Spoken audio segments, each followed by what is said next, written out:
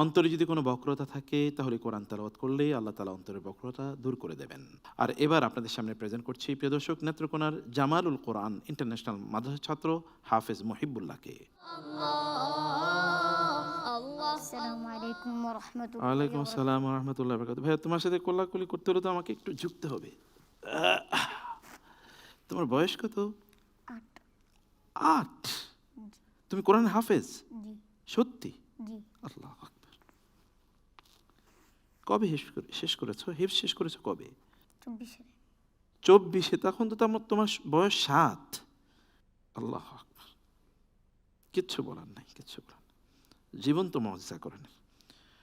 তুমি আমাদেরকে একটু তেলাওয়াত করে শোনাও প্লিজ। ঠিক আছে, আল্লাহ তোমাকে অনেক তৌফিক দেখ, অনেক। আল্লাহ আল্লাহ আল্লাহ আল্লাহ আল্লাহ আউযু বিল্লাহি মিনাশ শাইতানির রাজীম বিসমিল্লাহির রহমানির রহিম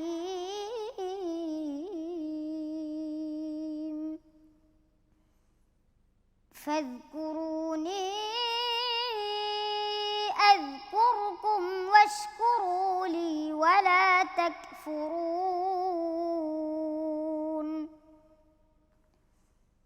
يا أيها الذين آمنوا استعينوا بالصبر والصلاة إن الله مع الصابرين ولا تقولوا لمن يقتل في سبيل الله أموات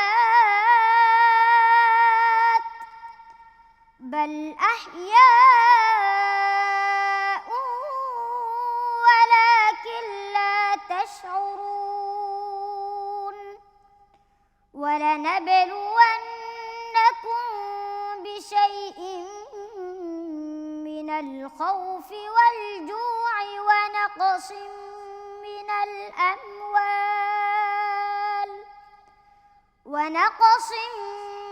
الأموال والأنفس والثمرات وبشر الصابرين الذين إذا أصابتهم مصيبة قالوا إنا لله وإنا إليه راجعون أولئك عليهم صلوات من ربهم ورحمة وأولئك هم المهتدون إن الصفا والمروة من شعائر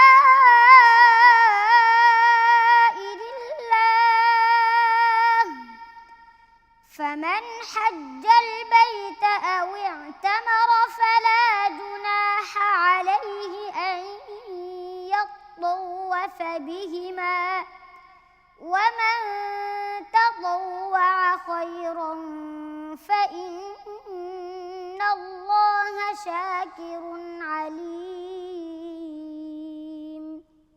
إن الذين يكتمون ما أنزلنا من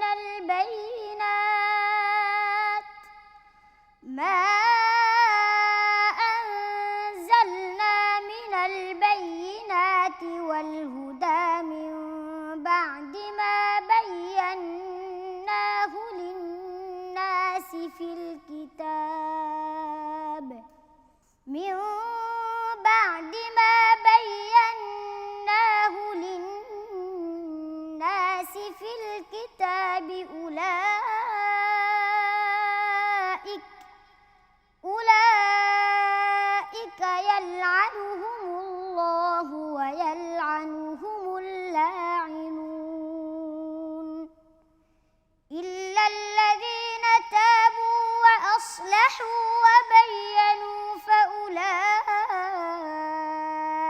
وأتوب عليهم وأنا التواب الرحيم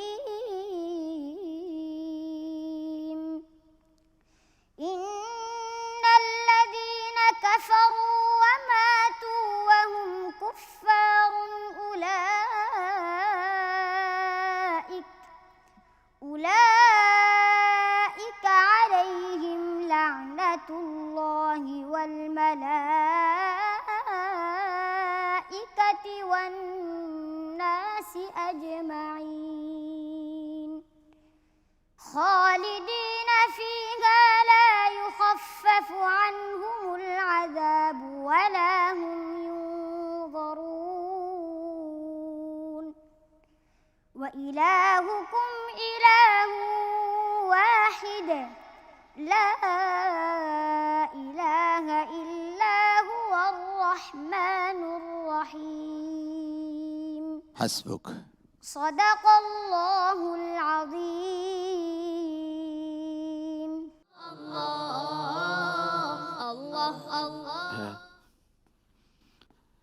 তোমার জন্য কিছু বলার নাই, কিন্তু দর্শককে বলবো কোরআনের লিভিং মিরাকল, জীবন্ত মুআজিজা যদি আমরা দেখতে চাই তাহলে আমাদের এই মুহিবুল্লাহর দিকে আমাদেরকে তাকাতে হবে।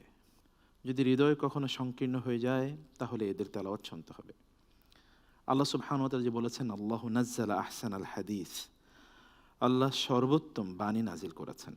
আমরা আমাদের এই প্রতিযোগিতা তেলাওয়াতের কতটুকু মূল্যায়ন করা দরকার তা আমি জানি না, কিন্তু তারপরেও আমাদের বিচারিক প্যানেলের দিকে যাব তাদের মন্তব্য শোনার জন্য।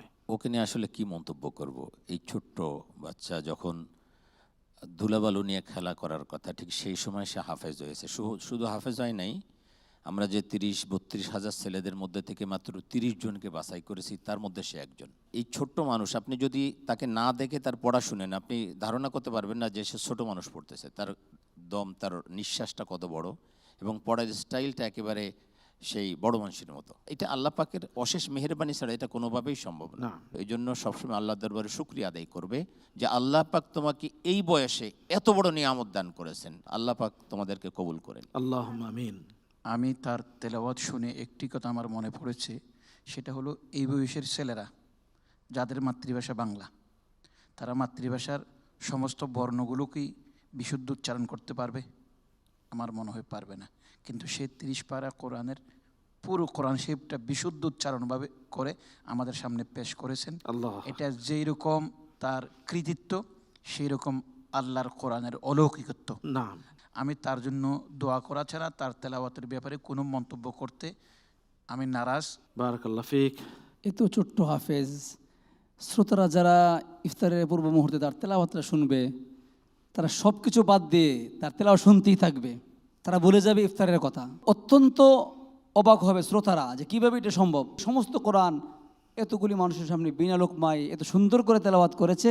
বিশ্ব চ্যাম্পিয়ন হওয়ার জন্য তোমার জন্য ছোট্ট মোলাহাজা, ওয়ালা তাক ফরুন, সেখানে তুমি হামস এবং সিদ্ধা দুটোটাই ছেড়ে দিয়েছ। আল্লাযীনা ইযা আসাবাতহুম, এখানে যে সিদ্ধা ছিল হামস ছিল, তারপরে ফাউলাইক ছেড়ে দিয়েছ। তবে সব কিছু মিলিয়ে তুমি যে একজন কোরআনে হাফেজ, এটা মানুষকে বিশ্বাস করা তো অনেক কঠিন হবে। যারা তেলাওয়াত শুনবে তোমার জন্য দোয়া করবে, আল্লাহ পাক তোমাকে বিশ্বসারা একজন হাফেজ কোরআন হিসেবে কবুল করেন। বারাকাল্লাহ ফিক। আমরা একটু আমাদের সম্মানিত শেখের কাছে আসছি তাফসীর শোনার জন্য। সংক্ষিপ্ত যেই কথাগুলো আমরা বলবো এখান থেকে, আল্লাহ তাআলা তার কিতাবের মধ্যে 4টি ওয়াদা করেছেন ইমানদারদের জন্য, ফাজকুরুনি আযকুরকুম।